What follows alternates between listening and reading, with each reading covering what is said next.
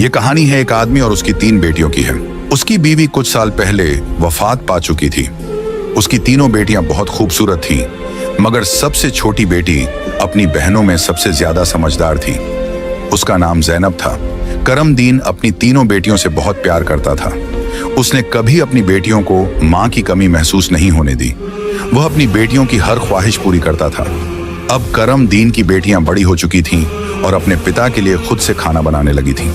जब करमदीन काम के सिलसिले में बाहर जाता तो उसकी बेटियां उसके लिए खाना तैयार करके साथ दे देती। उसी गांव में एक बेवा औरत भी रहती थी जिसकी एक बेटी थी। उस बेवा की आदत थी कि वह हर घर में कुछ ना कुछ मांगने के लिए चली जाती थी। जब करमदीन की बेटियां अपने पिता के लिए खाना बनाती तो वह औरत अक्सर उसी समय उनके घर आग मांगने के लिए आ जाती। लेकिन करमदीन की सबसे छोटी बेटी ज़ैनब को वह बेवा औरत बिल्कुल भी अच्छी नहीं लगती थी। जब भी वह औरत उनके घर आती, ज़ैनब अपनी बहनों से कहती, यह औरत हमारे घर क्यों आती है? यह औरत बिल्कुल भी अच्छी नहीं है। बड़ी दोनों बहनें ज़ैनब को समझाती, देखो यह बेवा औरत है और गरीब है। अगर हमारे घर से आग ले जाती है तो इसमें तुम्हारा क्या नुकसान है? ज़ैनब अपनी बहनों की बातें सुनकर चुप हो जाती, लेकिन वह कहती, देख लेना, यह औरत एक ना एक दिन हम सबके लिए मुसीबत खड़ी करेगी। यह सिलसिला यूं ही चलता रहा। वह औरत रोज उनके घर से आग लेने आती और मौका पाकर करमदीन के खाने में राख मिला देती।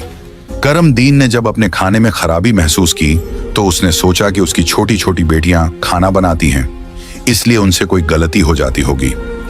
वह अपनी बेटियों से बहुत प्यार करता था और यह बात समझ नहीं पा रहा था कि उसकी बेटियां उसका खाना क्यों खराब कर रही हैं। फिर एक दिन करमदीन ने सोचा, आज मैं अपनी बेटियों पर नजर रखूंगा। आखिर मेरी बेटियां अचानक से मेरे खाने में क्या मिलाने लगी हैं? जब करमदीन की बेटियां खाना बनाने लगीं तो वह छुपकर उन्हें देखने लगा। उसकी बड़ी बेटी साफ पानी से चावल धो रही थी, छोटी बेटी सालन बना रही थी और सबसे छोटी बेटी ज़ैनब बर्तन साफ कर रही थी, जिन बर्तनों में खाना डाला जाना था। कुछ ही देर में खाना पककर तैयार हो गया। खाने में कोई खराबी नहीं थी। करमदीन परेशान था, लेकिन फिर अचानक उसने जो देखा उससे उसके पैरों तले जमीन खिसक गई। उसने देखा कि वही बेवा औरत उनके घर आग लेने आई है और उसकी छोटी बेटी ज़ैनब उससे बहस कर रही है। वहीं उसकी दूसरी बहनें ज़ैनब को समझा रही थीं, कोई बात नहीं ज़ैनब, ये बेवा औरत है, इसे आग लेने दो, बड़ी बहन ने कहा। लेकिन उस बेवा औरत ने आग लेने के बहाने नजरें बचाकर करमदीन के खाने में राख मिला दी और सारा खाना खराब कर दिया। यह देखकर करमदीन को बहुत गुस्सा आया। दूसरे दिन करमदीन ने उस बेवा औरत को अपने घर बुलाया और गुस्से में पूछा, तुम्हारी हिम्मत कैसे हुई मेरा खाना खराब करने की? वह औरत बड़ी नाटकीय अंदाज में करमदीन के पास आई और उसके सीने पर हाथ फेरते हुए कहने लगी, अरे मैं तो यह देख रही थी कि तुम सच में अपनी बेटियों से प्यार करते हो या नहीं। खाना खराब होने पर तुम उन्हें डांटते हो या नहीं। लेकिन तुम तो बड़े अच्छे इंसान निकले, अपनी बेटियों से बहुत प्यार करने वाले। तुमने तो मेरी चोरी फौरन पकड़ ली। अब मुझे यकीन हो गया है कि तुम अपनी बेटियों से बहुत प्यार करते हो। आइंदा ऐसा कुछ नहीं होगा। करमदीन उसकी बातों और उसके नाटक पर यकीन करने लगा, क्योंकि वह बेवा औरत खूबसूरत थी। करमदीन उसके व्यवहार से प्रभावित होकर कुछ भी कहने की बजाय उसे अपनी पत्नी बनाने का फैसला कर बैठा। कुछ ही दिनों में उसने अपनी बेटियों की इजाजत के बिना उस बेवा औरत से शादी कर ली और उसे अपने घर ले आया। शादी के कुछ ही दिनों बाद वह बेवा औरत करमदीन की तीनों बेटियों से सख्त नफरत करने लगी। वह चाहती थी कि किसी भी तरह करमदीन की बेटियां इस घर से निकल जाएं। उसने उन्हें घर से निकालने के लिए तरह तरह के मंसूबे बनाने शुरू कर दिए। वह सोचती थी कि अगर बेटियां घर से चली जाएंगी तो वह और उसकी अपनी बेटी आराम से ऐश की जिंदगी जी सकेंगी। साथ ही करमदीन का पूरा ध्यान सिर्फ उसी और उसकी बेटी पर रहेगा। वह जानती थी कि करमदीन अपनी बेटियों से बहुत मोहब्बत करता है और उन्हें जरा भी दुखी नहीं देख सकता। उसकी अपनी बेटी हमेशा कीमती कपड़े पहनकर घूमती रहती थी, जिससे वह मॉडर्न लगती थी। लेकिन सौतेली मां ने करमदीन की तीनों बेटियों को घर का सारा काम करने पर मजबूर कर दिया। वह उन्हें ठीक से पेट भर खाना भी नहीं देती थी और धीरे धीरे उनकी दूसरी जरूरतें भी कम कर दी। तीनों बहनें हर समय दुखी रहने लगी। एक दिन 2 बड़ी बहनें रो रही थीं, तो ज़ैनब अपनी बड़ी बहनों के पास आई और कहने लगी, प्यारी बहनों, आओ हम तीनों कहीं बाहर चलें ताकि हमारा दिमाग फ्रेश हो जाए। फिर वह तीनों बहनें घर से निकल गईं और चलते चलते एक जंगल में जा पहुंची। वहां एक घने दरख्त के नीचे बैठकर वे रो रो कर अपनी मां को याद करने लगीं। इतने में उनके पास से एक अल्लाह वाले बुजुर्ग का गुजर हुआ। ज़ैनब जमीन पर बैठी रो रही थी और कह रही थी, ऐ मेरे अल्लाह, हम मजलूम लड़कियां हैं और बहुत दुखी हैं। आप देख रहे हैं ना कि हमारी सौतेली माँ हम पर कितना जुल्म करती है। हम कितने दिनों से भूखे हैं। अल्लाह वाले बुजुर्ग पास ही खड़े होकर उनकी बातें सुन रहे थे। फिर वे ज़ैनब से मुखातिब होकर बोले, बेटियों, तुम तीनों यहाँ इस दरख्त के नीचे रोज आती हो, तुम्हें क्या दुख है? तुम मुझे बता सकती हो? ज़ैनब ने रोते हुए अल्लाह वाले बुजुर्ग को सारा वाकया सुना दिया। उनकी बात सुनकर बुजुर्ग को बहुत दुख हुआ। वे बोले, बेटी, यहाँ से थोड़ी दूरी पर मेरी झोंपड़ी है। मैं वहां रहता हूँ और इबादत करता हूँ। मेरी झोंपड़ी के बाहर एक अनार का दरख्त लगा है जिस पर पके हुए अनार लगे हुए हैं। तुम जाओ और उस दरख्त से जितने मर्जी अनार तोड़कर खा लो। ये सुनकर तीनों लड़कियां खुशी खुशी उस झोंपड़ी के पास पहुंची। उन्होंने देखा कि दरख्त पर बहुत ही खूबसूरत और रसीले अनार लगे हुए हैं। तीनों ने एक एक अनार तोड़ा और बैठकर मजे से खाने लगी। जब उनका पेट भर गया तो उन्होंने बुजुर्ग का शुक्रिया अदा किया और घर वापस आ गईं। इसके बाद जब उनकी सौतेली माँ उन्हें खाना नहीं देती तो वे रोज जंगल जाती और उन अनारों को खाकर अपना पेट भर लेती।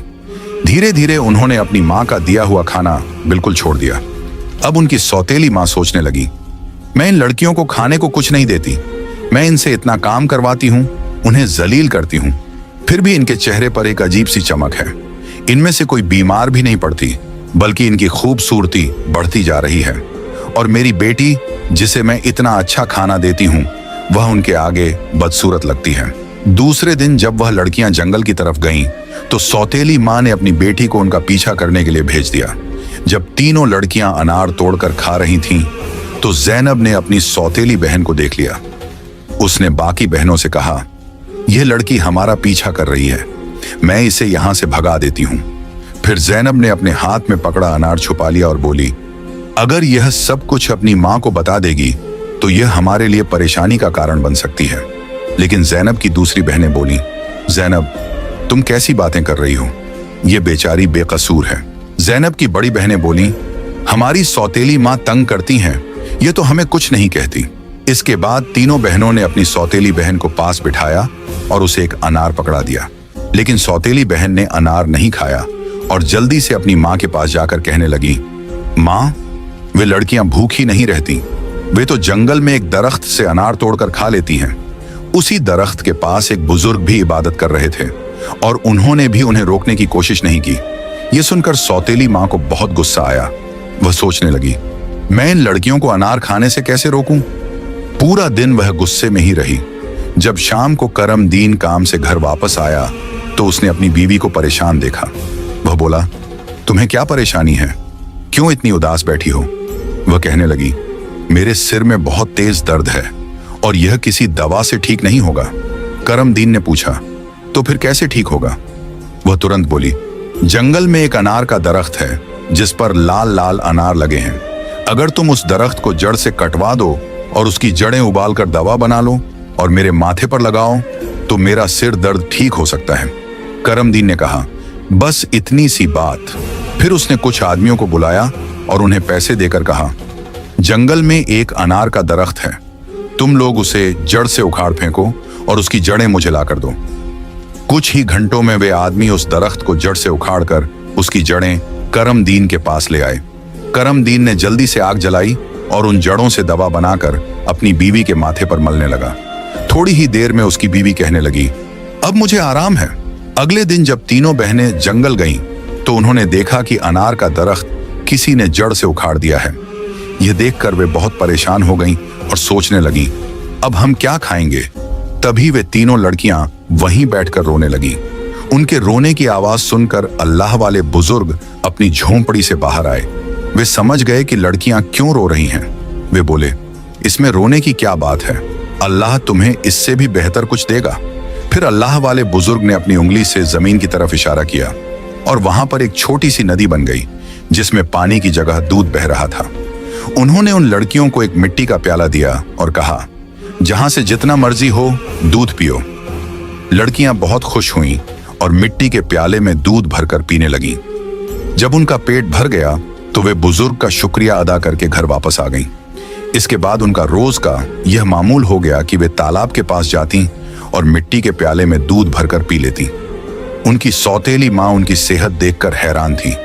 उसने अपनी बेटी को बुलाया और कहा, मैंने तो जंगल से अनार के दरख्त का नामो निशान मिटा दिया था, फिर भी इन लड़कियों की सेहत पर कोई असर नहीं पड़ा। मैं तो इन्हें पेट भर खाना भी नहीं देती। आखिर ये ऐसा क्या खा रही हैं जिससे इनकी सेहत इतनी अच्छी हो रही है?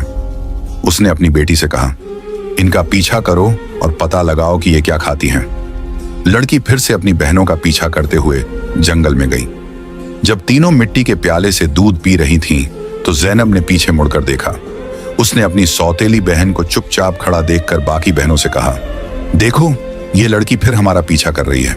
जैनब ने अपनी बहनों से कहा, तुम लोग जल्दी उठो और इसे यहां से भेजो, क्योंकि अगर इसने हमारे तालाब को देख लिया तो यह घर जाकर सब बता देगी और फिर घर में हंगामा खड़ा हो जाएगा।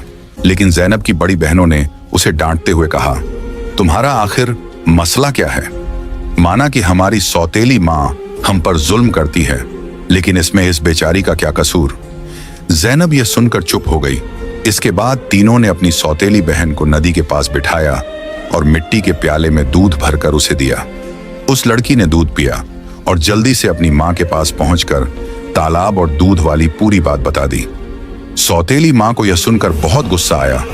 उसने अपने गांव के कुछ आदमियों को बुलाया और कहा, तुम जितने पैसे चाहो मैं तुम्हें दूंगी, लेकिन तुम्हें जंगल में जाना होगा। वहां एक बुजुर्ग की झोंपड़ी और तालाब है। तुमने वो झोंपड़ी खत्म कर देनी है और तालाब में मिट्टी डाल देनी है। बदले में तुम्हें बहुत पैसा मिलेगा। कुछ ही देर में वे आदमी उसकी मर्जी के मुताबिक सब कुछ करके लौट आए। वह औरत अब बहुत खुश थी। अगले दिन जब तीनों बहनें जंगल में गईं, तो उन्होंने देखा कि वहां न तो तालाब है और न ही बुजुर्ग की झोंपड़ी। यह देखकर उन्हें पहाड़ जैसा दुख हुआ। वे वहीं बैठकर रोने लगीं और भूखी प्यासी अपने घर लौट आईं। उनकी सौतेली माँ यह देखकर बहुत सुकून महसूस कर रही थी। एक दिन वह फिर बीमारी का बहाना बनाकर लेट गई। शाम को जब करमदीन घर आया तो उसने अपनी बीवी को प्यार से कहा, चाहे मेरा सब कुछ बिक जाए, लेकिन मैं तुम्हें कुछ नहीं होने दूंगा। तुम्हारा इलाज सबसे अच्छे डॉक्टर से करवाऊंगा। लेकिन उसकी बीवी कुछ और ही चालें चल रही थी। उसने कहा, आपको इतना कुछ करने की जरूरत नहीं है। मेरी जिंदगी बचाने के लिए बस एक छोटा सा काम करो। करमदीन बोला, जल्दी बताओ क्या करना है, मैं वही करूंगा। उसकी बीवी बोली, तुम अपनी तीनों बेटियों का खून निकालकर मेरे हाथों और पैरों की हथेलियों पर मल दो, तभी मैं ठीक हो सकती हूँ।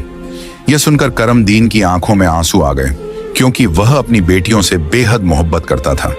वह चुपचाप कमरे से बाहर निकला और अपनी बेटियों को ढूंढने लगा, लेकिन बेटियां घर में नहीं थीं। वह परेशान होकर उन्हें ढूंढते ढूंढते कब्रिस्तान पहुंचा। वहां उसने देखा कि उसकी तीनों बेटियां अपनी मां की कब्र के पास बैठकर रो रही हैं। यह देखकर करमदीन का दिल कांप गया। एक तरफ उसकी बीवी की ख्वाहिश थी और दूसरी तरफ उसकी बेटियों की जिंदगी। करमदीन को समझ नहीं आ रहा था कि वह क्या करे। उसने सोचा कि उसकी बीवी उसकी बेटियों से कभी खुश नहीं होगी और उसकी बेटियां अपनी सौतेली मां के साथ खुश नहीं हैं। इसलिए उसने फैसला किया कि बेटियों को कहीं दूर ले जाएगा। उसने अपनी बेटियों को गले लगाया और कहा, ऐ बेटियों, तुम क्यों परेशान होती हो? मैं तुम्हें कहीं और ले चलता हूं। वह अपनी बेटियों को एक घने जंगल में ले गया। वहां उसने मिट्टी का चूल्हा बनाया और बेटियों को खाना बनाकर खिलाया। जब बेटियों ने पेट भरकर खाना खा लिया तो वे एक दरख्त के नीचे सो गईं। करमदीन ने अपनी बेटियों को वहीं सोते हुए छोड़ दिया और वहां से भाग गया। उसके दिल में यही ख्याल था कि कम से कम मेरी बेटियां जिंदा तो रहेंगी और अपनी सौतेली मां के जुल्म से बची रहेंगी। रास्ते में उसने एक हिरण का शिकार किया और उसका खून लेकर अपनी बीवी को दे दिया। उसकी बीवी ने वह खून अपने हाथों और पैरों पर लगाया और खुश होकर कहा, अब मुझे आराम है। उसे यकीन हो गया कि करमदीन ने अपनी बेटियों को मार दिया। दूसरी तरफ जब तीनों बहनें जागीं तो उन्होंने देखा कि उनका बाप उन्हें छोड़कर जा चुका है। वे अपने बाप को पुकारने लगीं। जंगल में जंगली जानवरों की आवाजें सुनकर वे डर गईं और रोने लगीं। इत्तेफाक से उसी जंगल में 3 दोस्त शिकार के लिए आए थे। जब वे शिकार करके लौटने लगे तो उनमें से एक दोस्त, जिसका नाम नासिर था, कहने लगा, मुझे लगता है, नासिर ने कहा, यहाँ कोई मुसीबत में है। क्या तुम लोग किसी के रोने की आवाज नहीं सुन रहे? मुझे तो किसी के रोने की आवाज आ रही है। चलो जल्दी से देखते हैं, शायद किसी को हमारी मदद की जरूरत हो। फिर तीनों दोस्त आवाज की दिशा में चल पड़े। आगे जाकर उन्होंने देखा कि 3 खूबसूरत लड़कियां बैठी हुई रो रही हैं। नासिर आगे बढ़ा और उनसे पूछा, तुम यहाँ अकेली क्या कर रही हो और इतना क्यों रो रही हो? ज़ैनब ने नासिर को अपनी पूरी कहानी सुना दी। लड़कों को उन पर बड़ा तरस आया। वे आपस में कहने लगे, क्यों ना हम इन लड़कियों से शादी कर लें? इन्हें एक छत मिल जाएगी और हमारी जिंदगी भी सुकून से गुजरने लगेगी। फिर उन तीनों लड़कों ने उन तीनों लड़कियों से शादी कर ली। ज़ैनब की शादी नासिर के साथ हो गई। संयोग से उन तीनों दोस्तों के घर पास पास थे। तीनों बहनें खुशी खुशी अपने अपने घरों में रहने लगीं। 1 साल के बाद ज़ैनब के घर में बेटे की पैदाइश हुई।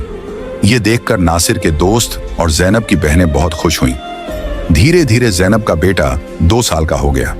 एक दिन नासिर ने अपने दोस्तों से कहा, मेरा आज फिर जंगल में शिकार करने का मन हो रहा है, चलो शिकार पर चलते हैं। लेकिन उसके दोस्तों ने मना कर दिया और कहा, हमें तो किसी जरूरी काम से जाना है, हम तुम्हारे साथ जंगल नहीं जा सकते। नासिर ने ज़ैनब से इजाजत ली और अकेला ही जंगल में शिकार के लिए चला गया। लेकिन इसके बाद कई दिन गुजर गए और नासिर घर वापस नहीं आया। ज़ैनब बहुत परेशान हो गई। उसकी बहनें भी उसकी चिंता देखकर चिंतित हो गईं। ज़ैनब के जीजा नासिर के दोस्त ने उसे तसल्ली देते हुए कहा, तुम फिक्र मत करो, हम नासिर को ढूंढकर जरूर वापस लाएंगे। लेकिन करनी खुदा की यह हुई कि नासिर के दोस्त भी उसे ढूंढने जंगल गए, लेकिन वे भी वापस नहीं लौटे। उन तीनों बहनों पर एक बार फिर से गम का पहाड़ टूट पड़ा। एक दिन ज़ैनब अपने बेटे को सुला रही थी कि दरवाजे पर दस्तक हुई। उसने जल्दी से जाकर दरवाजा खोला तो क्या देखती है कि एक बुजुर्ग फकीर जिसने हरे रंग के कपड़े पहने हुए थे दरवाजे पर खड़ा है। ज़ैनब उसे देखकर बोली, बाबा, मेरा शौहर घर पर नहीं है, मैं आपको घर में आने की इजाजत नहीं दे सकती। जब मेरा शौहर आएगा तब आप आ जाना। उस पर फकीर बोला, बेटी, मुझे बहुत भूख लगी है, किसी भूखे को खाना खिलाने में क्या हर्ज है। ज़ैनब ने मजबूरी में उस फकीर को घर में बुला लिया और उसके लिए खाना बनाने लगी। लेकिन वह जादूगर फकीर बुरी नजरों से ज़ैनब को देखता रहा। फिर वह जादूगर उठकर ज़ैनब के करीब आया और बोला, सुनो लड़की, तुम मुझे बहुत अच्छी लगती हो, अपने बेटे को छोड़ दो और मुझसे शादी कर लो। ज़ैनब डर के मारे कांपने लगी और बोली, बाबा, आप कैसी बातें कर रहे हैं? मैं शादीशुदा हूं और एक बच्चे की मां हूं। आपकी हिम्मत कैसे हुई ऐसा कहने की? यह सुनकर जादूगर फकीर को गुस्सा आ गया। उसने अपने जादू से ज़ैनब को कुतिया बना दिया और उसके गले में रस्सी डालकर खींचते हुए ले जाने लगा। इधर ज़ैनब का बेटा जोर जोर से रो रहा था। ज़ैनब की बहनों ने जब उसके बेटे के रोने की आवाज सुनी तो वे भागती हुई उसके घर आईं। उन्होंने जल्दी से ज़ैनब के बेटे को गले लगाया और अपनी बहन को घर में ढूंढने लगी। लेकिन उन्हें ज़ैनब कहीं नजर नहीं आई। उनकी सौतेली मां के बाद अब ज़ैनब भी गायब हो चुकी थी। वक्त इसी तरह गुजरता रहा। अब ज़ैनब को गुम हुए भी 14 साल का लंबा वक्त गुजर चुका था। इस दौरान ज़ैनब का बेटा जवान हो चुका था। उसे उसकी दोनों खालाओं ने मिलकर पाला था। एक दिन ज़ैनब की खालाओं ने उसे उसकी मां के बारे में सारी सच्चाई बताई। यह सुनकर वह बहुत परेशान हो गया और बोला, खाला, आज मैं अपने माँ बाप को जरूर ढूंढने जाऊंगा। उसकी खालाओं ने उसे समझाते हुए कहा, बेटा, जो होना था वह हो चुका, जिन्हें जाना था वे चले गए। अब हम तुम्हें नहीं खोना चाहती। हमारे शौहर भी जंगल गए थे और वे भी कभी वापस नहीं आए। अगर तुम भी चले गए तो हम किसके सहारे जीएंगी? लेकिन लड़के ने कहा, खाला, आप फिक्र मत कीजिए, मैं अपने बाप और बाकी सबको ढूंढकर वापस जरूर लाऊंगा। फिर वह लड़का जंगल की तरफ निकल पड़ा। कई दिनों तक जंगल में इधर उधर भटकता रहा, लेकिन उसे कुछ समझ नहीं आया कि वह अपने माँ बाप को कहाँ ढूंढे। इसी तरह तलाश करते करते वह एक ऐसे इलाके में पहुंचा जो पूरी तरह पत्थरों का इलाका था। वहां उसने पत्थर की इमारतें देखी और एक खूबसूरत छोटा सा पत्थर का घर देखा। वह गौर से उस घर को देख रहा था कि तभी उस घर से एक बुजुर्ग बाहर आए और बोले, बेटा, तुम यहाँ नए लगते हो, तुम्हें इस खतरनाक इलाके में आने की क्या जरूरत थी? लड़के ने जवाब दिया, बाबा जी, मैं अपने माँ बाप और ताया जी को ढूंढने के लिए यहाँ आया हूँ। मेरी माँ को एक जादूगर ने कुतिया बनाकर अपने साथ ले गया था। अल्लाह वाले बुजुर्ग बोले, बेटा, यह इलाका एक बहुत बड़े जादूगर का है। वह बहुत ताकतवर है। जो भी उससे पंगा लेता है या उसे बेइज्जत करता है, वह उसे पत्थर का बना देता है। ये जो तुम अपने इर्द गिर्द पत्थर देख रहे हो, ये भी कभी इंसान थे। जादूगर ने इन्हें पत्थर बना दिया। कुछ साल पहले यहाँ एक नौजवान आया था। उसके बाद उसके पीछे 2 और नौजवान आए। जादूगर ने उन्हें पेड़ और पत्थर में बदल दिया और उसने एक नेक पाकीज़ा लड़की को भी 12 साल से कैद करके रखा है। वह जादूगर उस लड़की से शादी करना चाहता है, लेकिन वह लड़की किसी भी तरह मान नहीं रही। बुजुर्ग की बातें सुनकर लड़का सोचने लगा, यकीनन यह लड़की मेरी माँ है और ये लोग मेरे ही परिवार के लोग हैं। आखिरकार मैंने अपनों को ढूंढ ही लिया। इसके बाद लड़के ने बुजुर्ग को अपनी सारी कहानी बताई और कहा, बाबा जी, आप मेरी मदद करें। इन लाचार लोगों को बचाने का कोई तरीका बताएं। बुजुर्ग, जिनकी झोंपड़ी को कभी ज़ैनब की सौतेली माँ ने जला दिया था, मुस्कुराए और बोले, बेटा, अल्लाह हमेशा नेक दिल वालों की मदद करता है। तुम्हें हिम्मत नहीं हारनी चाहिए। अल्लाह वाले बुजुर्ग मजबूरन इस खतरनाक इलाके में आकर रहने लगे। उन्होंने लड़के से वादा किया, मैं तुम्हारा साथ जरूर दूंगा। बुजुर्ग सोचने लगे, क्या पता इस लड़के की मां को छुड़वाने से बाकी कैदियों को भी जादूगर की कैद से आजादी मिल जाए। बुजुर्ग ने बाकी गांव वालों को बताया, यह मेरा पोता है जो दूसरे गांव से मुझसे मिलने आया है। जब जादूगर को शक हुआ कि गांव में कोई नया लड़का आया है, तो वह तुरंत अल्लाह वाले बुजुर्ग के पास पहुंचा और पूछने लगा, यह कौन है? बुजुर्ग ने जवाब दिया, यह मेरा पोता है। इस तरह जादूगर और लड़के की मुलाकात हुई। लड़का अपनी पहचान छुपाकर जादूगर से मिलने लगा। जादूगर ने लड़के को देखकर कहा, तुम बहुत समझदार लगते हो और अपने दादा की तरह नेक और मासूम हो। कल तुम मेरा एक काम करोगे। मैं तुम्हें एक इमारत में भेजूंगा जहां एक लड़की को मेरा पैगाम देना है। मैं उससे शादी करना चाहता हूं। लड़का समझ गया कि वह अपनी मां से मिलने जा रहा है। वह बहुत खुश हुआ और सोचने लगा कि वह अपनी मां के लिए फूल ले जाएगा। उसने योजना बनाई कि वक्त आने पर वह अपनी मां को पहचानने के लिए अपनी पहचान जाहिर करेगा। ज़ैनब की शादी के वक्त नासिर ने उसे एक अंगूठी दी थी जिस पर उसका नाम लिखा हुआ था। बाद में ज़ैनब ने वह अंगूठी अपने बेटे को पहना दी थी। सालों बाद वह अंगूठी बढ़ाकर दोबारा बनाई गई और लड़के ने अब भी वही अंगूठी पहनी हुई थी। अल्लाह वाले बुजुर्ग ने लड़के से कहा, अपनी अंगूठी को फूलों के गुलदस्ते में छुपा दो। जब तुम्हारी मां इसे देखेगी तो वह तुरंत तुम्हें पहचान लेगी। लेकिन यह काम आसान नहीं होगा। जादूगर ने ज़ैनब की निगरानी के लिए एक चौकीदार तैनात कर रखा है जो हर वक्त सख्ती से नजर रखता है। जादूगर अल्लाह वाले बुजुर्ग की बहुत इज्जत करता था और उनके पोते को नेक समझता था। उसने लड़के को गुलदस्ता देकर रोजाना ज़ैनब के पास भेजना शुरू कर दिया। लड़के की कम उम्र महज 14 साल की वजह से जादूगर को उस पर कोई शक नहीं हुआ। ज़ैनब को एक कमरे में कैद करके रखा गया था जहां किसी मर्द को जाने की इजाजत नहीं थी। लड़का रोजाना गुलदस्ता लेकर ज़ैनब के पास जाता और वहां जादूगर की एक दासी हमेशा ज़ैनब के साथ रहती। एक दिन किस्मत ने लड़के का साथ दिया। ऐसा मौका मिला जब कमरे में ज़ैनब के सिवा कोई नहीं था। लड़के ने जल्दी से अपनी उंगली से अंगूठी उतारी और फूलों के गुलदस्ते में छुपाकर ज़ैनब के कदमों में रख दिया। जैसे ही गुलदस्ता जमीन पर रखा, अंगूठी की आवाज हुई। ज़ैनब ने हैरानी से गुलदस्ता उठाया और फूलों में बंधी अंगूठी को पहचान लिया। ये वही अंगूठी थी जो उसने सालों पहले अपने बेटे को पहनाई थी। ज़ैनब की नजरें फौरन गुलदस्ता लाने वाले लड़के की तरफ उठी। दोनों की नजरें मिलते ही हकीकत साफ हो गई। जादूगर ने ज़ैनब को कैद कर रखा था, लेकिन उसका बेटा अपनी मां को आजाद कराने का मंसूबा बनाने लगा। ज़ैनब ने जादूगर से शादी की रजामंदी जताई और उसकी ताकत का राज मालूम किया। जादूगर ने बताया कि उसकी जान एक तोते में है जो एक पिंजरे में बंद है और एक घने जंगल के दरख्त के नीचे सख्त पहरे में रखा गया है। ज़ैनब ने यह राज अपने बेटे को बताया, लेकिन उसे खतरे से बचाने के लिए जाने से मना किया। फिर भी बेटे ने अपनी मां को यकीन दिलाया कि वह कामयाब होकर लौटेगा।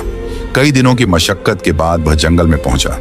एक मौका देखकर उसने तोते को पिंजरे से निकाल लिया और जादूगर की इमारत तक वापस ले आया। जादूगर उसे देखकर तोते की वापसी की भीख मांगने लगा।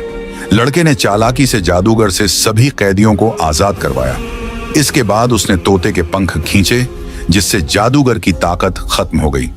अंत में उसने तोते की गर्दन मरोड़ दी, जिससे जादूगर मर गया। लड़के ने अपनी मां ज़ैनब, पिता नासिर और बाकी सभी कैदियों को आजाद कराया। फिर वह सब अल्लाह वाले बुजुर्ग के पास पहुंचे। सबने बुजुर्ग का शुक्रिया अदा किया और अपने घर लौट आए। ज़ैनब की बहनें अपने शौहर से मिलकर बहुत खुश हुईं, जो जादूगर की कैद में सालों तक रहे थे। उनके पिता, जो अपनी बेटियों को खोने के गम में डूबे थे, उन्हें सही सलामत देखकर खुशी से रोने लगे। उन्होंने बेटियों से माफी मांगी और बताया कि उनकी बीवी की साजिशों की वजह से यह सब हुआ। बेटियों ने अपने पिता को तसल्ली दी और कहा, हम अपनी जिंदगियों से खुश हैं। उनके पिता ने बताया कि उनकी सौतेली माँ, जो उन पर जुल्म करती थी, एक गंदी बीमारी का शिकार होकर इस दुनिया से चली गई। इसके बाद सब ने खुशी और सुकून के साथ अपनी जिंदगी गुजारनी शुरू की।